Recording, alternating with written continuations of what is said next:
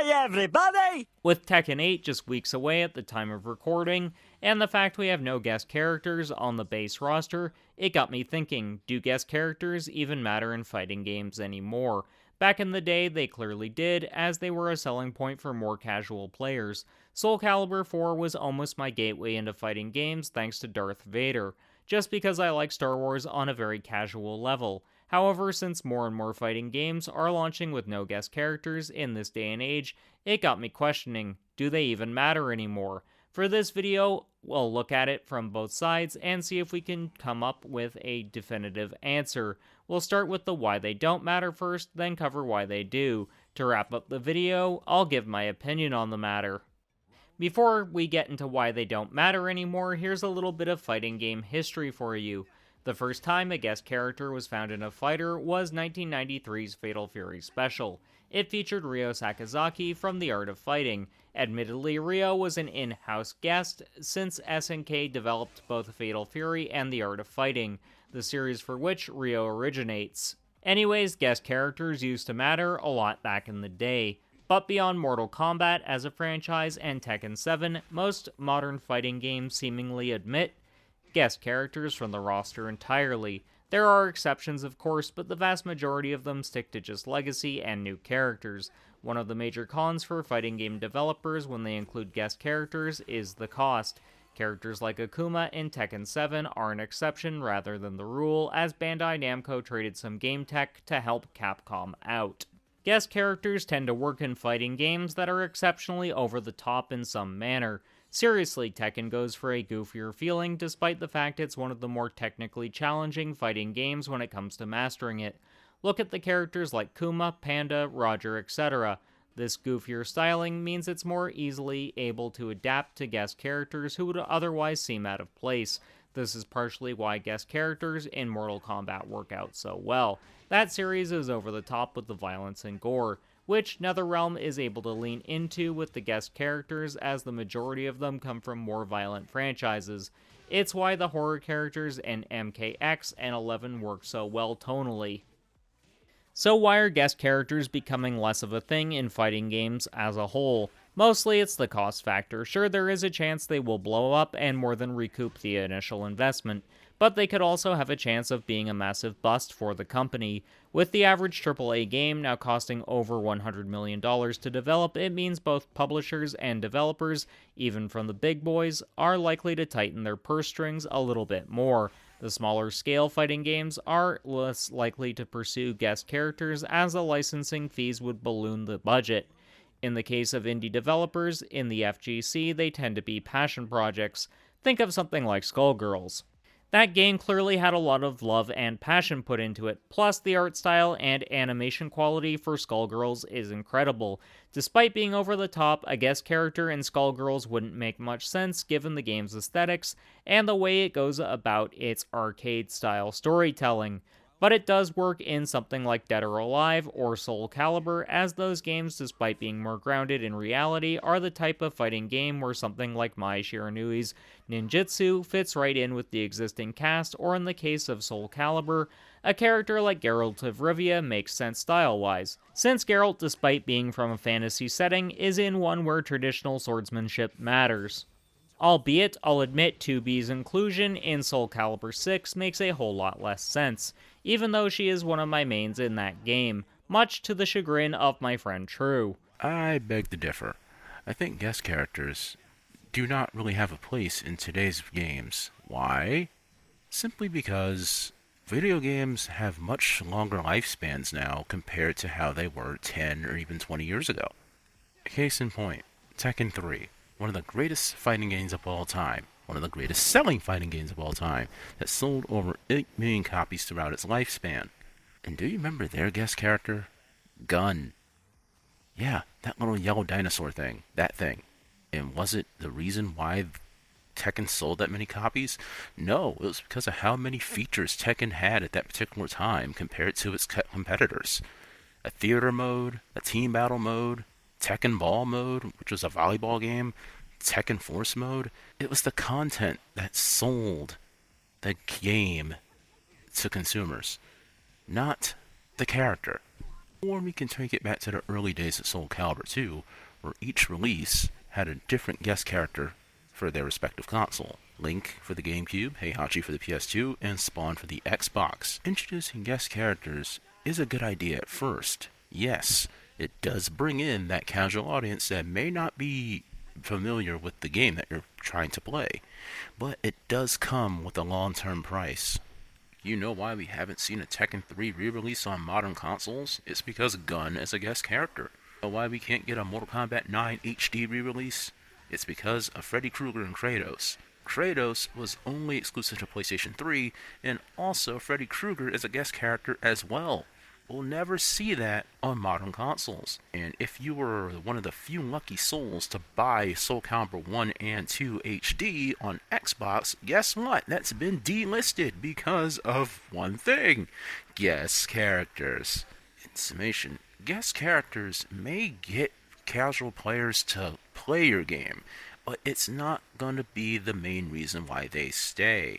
Look at how content-rich Street Fighter Alpha 3 or Tekken 5 or even Tekken 3 was.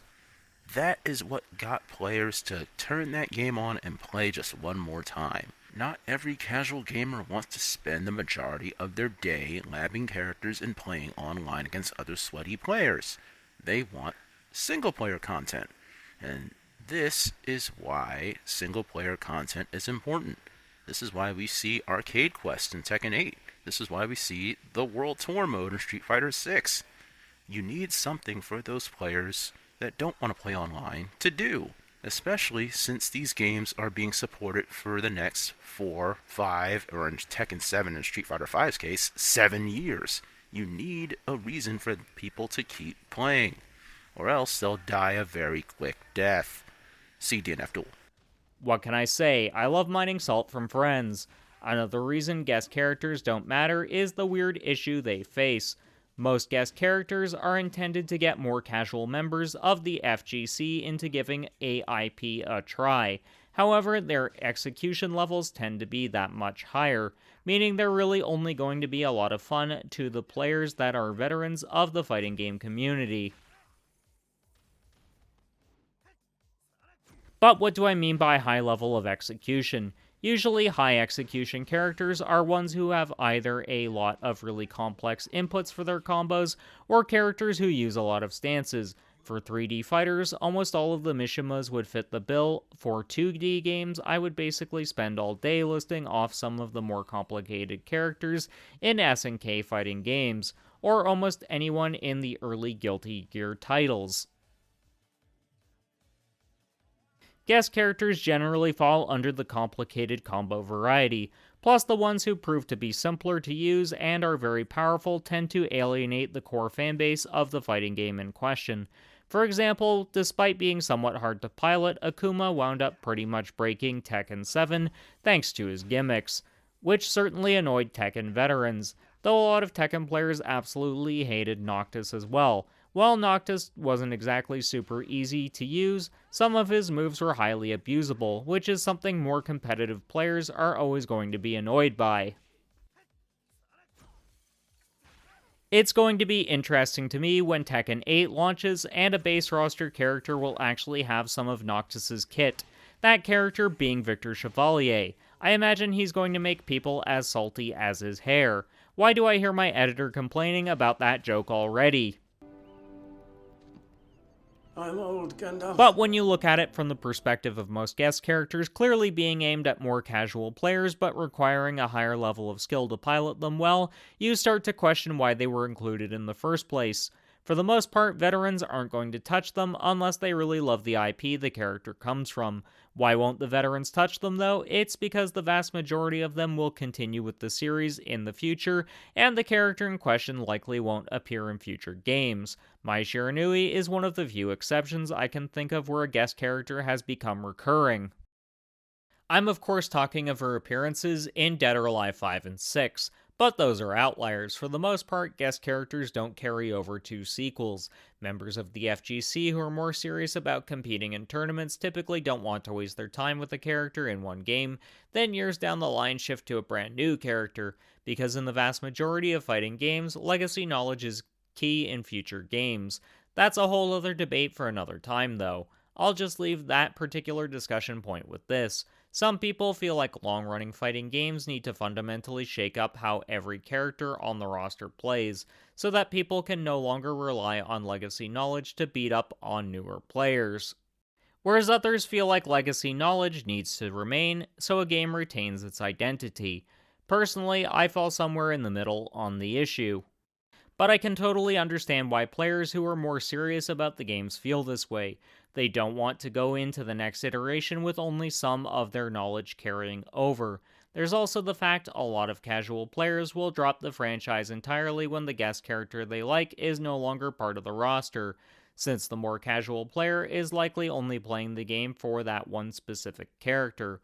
Plus, if they are high execution like a lot of guest characters tend to be, they're going to drop the game really fast as they'll feel like they just wasted their money on a game that isn't fun for them to play. So it's a double-edged sword.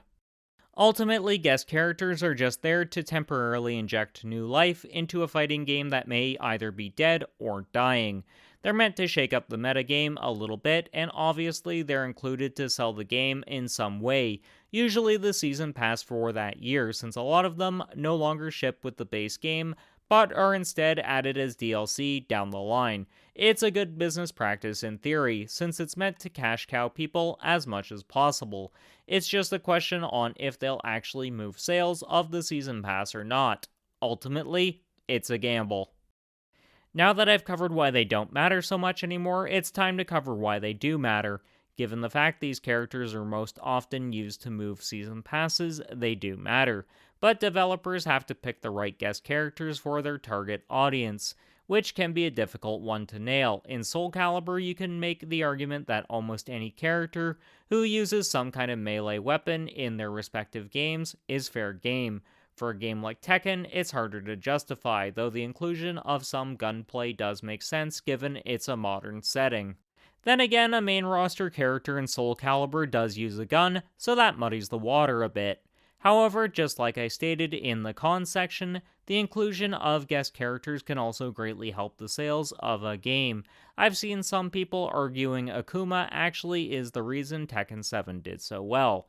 I can certainly understand why some feel that way, given Tekken 7 was built on an absolutely minuscule budget thanks to the fact Tekken 6 and Tekken Tag 2 sold so poorly Bandai Namco were actually considering killing off the series altogether. The reveal of Akuma so early into Tekken 7's life did drive some hype for it when it headed to home consoles in 2017. Tekken was then able to move from strength to strength with the inclusion of Noctis and later Negan from The Walking Dead. Admittedly, on paper, neither Noctis nor Negan make much sense for Tekken.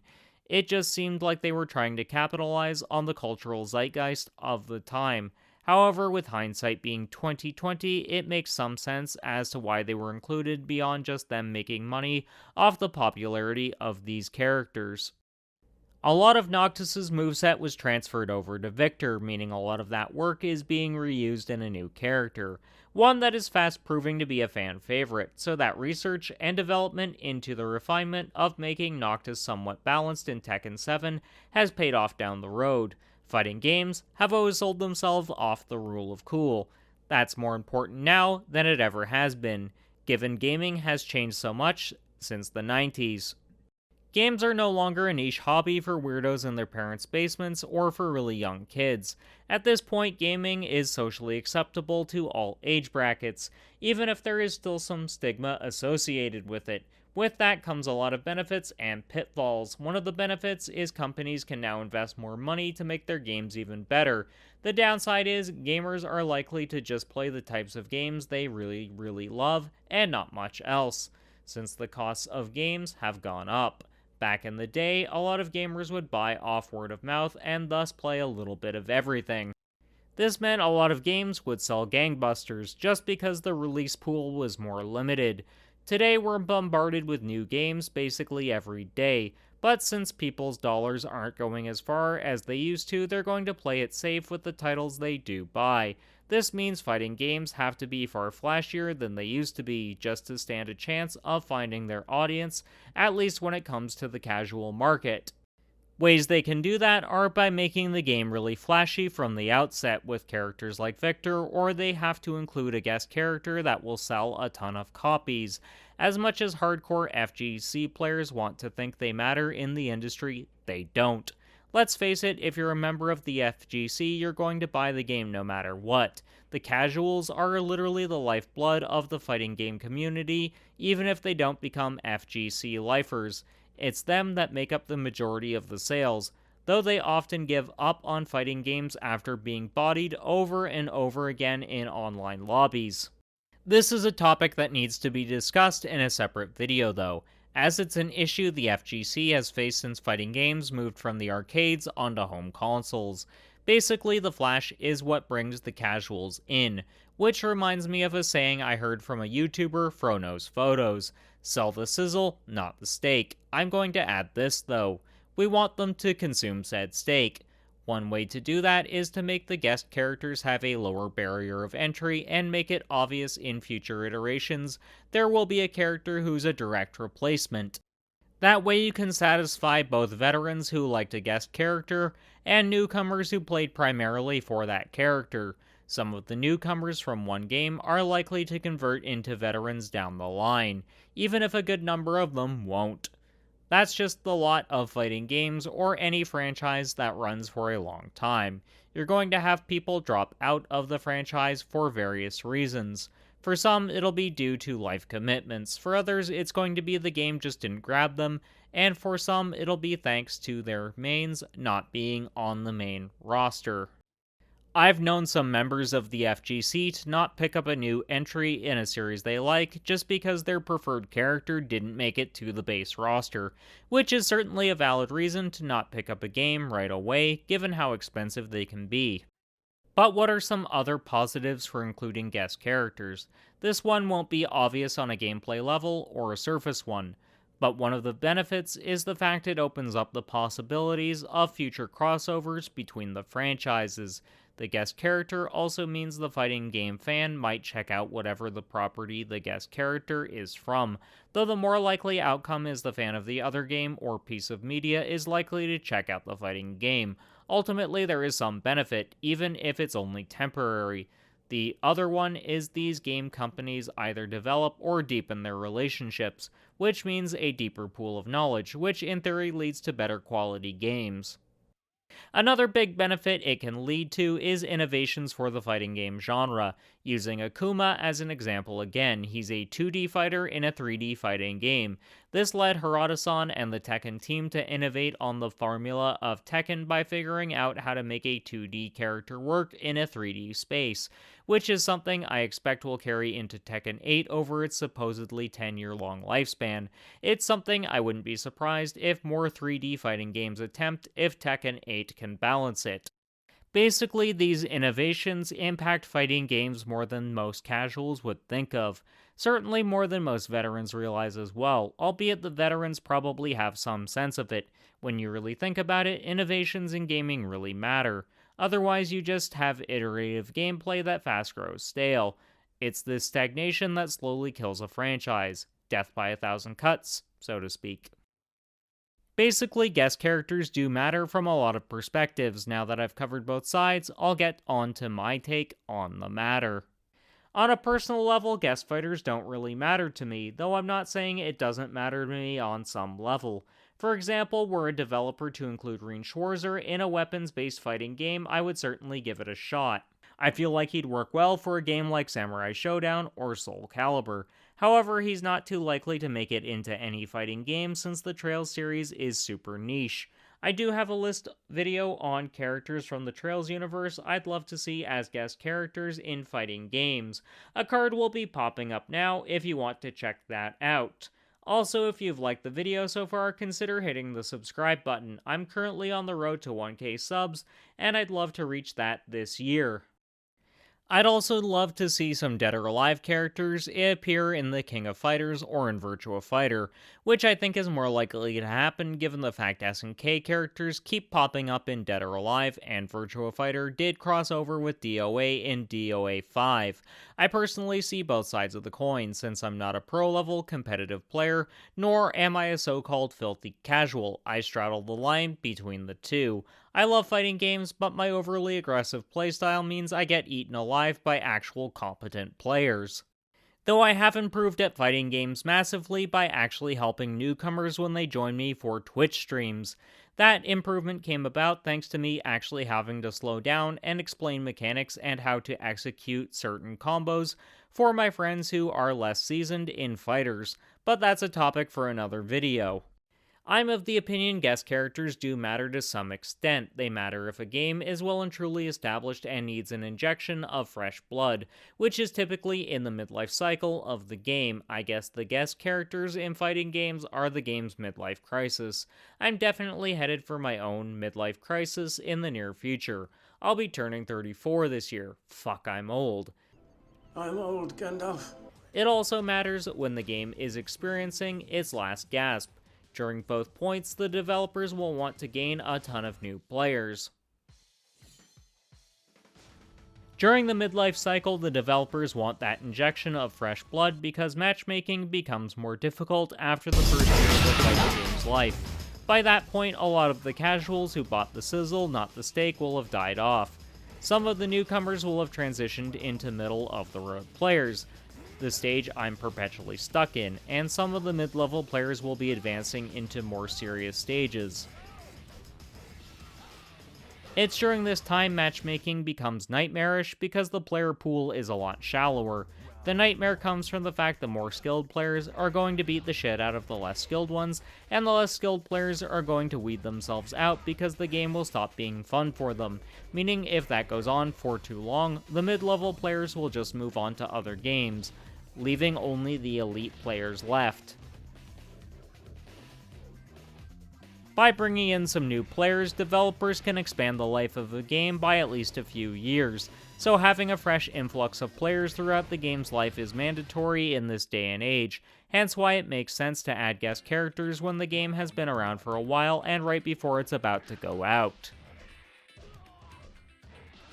It especially makes sense when the game is about to enter what marketers call the sunset phase. For hardware, this phase typically lasts for a year or two. Then the new hardware becomes the lead development platform. In fighting games, this period happens when the game is in its final season of DLC. Tekken 7 entered its sunset phase during late 2020. It ended on March 23rd of 2021. I, however, feel like guest characters don't make much sense for base roster inclusion or for Season 1 DLC. While they can drive the hype and get people to buy the game, they don't make sense early on because that's the point where the game is going to have the highest install base. People are already excited for the title. However, after the initial year, that's when the player base starts drying up. It makes sense then, but developers need to be 100% sure those guest characters are the right fit for the game. For example, with Tekken 8, fans of not just Tekken, but also Final Fantasy are calling for Tifa Lockhart's inclusion as DLC. This is DLC I'd be all for. Given her fighting style, she could fit into most fighting games. With the Tekken demographic, she makes a lot of sense. The majority of the veteran Tekken players are fans of the older Final Fantasies, and most of them have a massive heart.